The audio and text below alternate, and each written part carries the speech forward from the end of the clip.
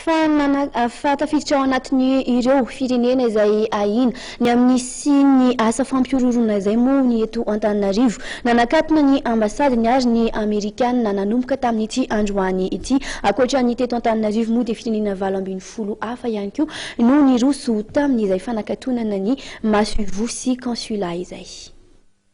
Anisan'ireo ambasady sy consulat Amerikanina 20 nidiny teto Antananarivo nanomboka androany noho ny fatahorana ny mety hisin'ny asa fampihorohoroana. Raha ny fanambarana navoaka ny sekretera-panjakana Amerikanina dia ho fitandrona ny ain'ireo mpiasany sy ny olona mandalo amin'ireo ambasady sy consulat amin'ireo firenena afrikanina sy arabo 20 ireo no antony nanakatonana azy ireo. Ny tahotra ny asa fampihorohoroana ataon'ny Al-Qaïda no tena antony nandraisana izao fanapa-kevitra izao.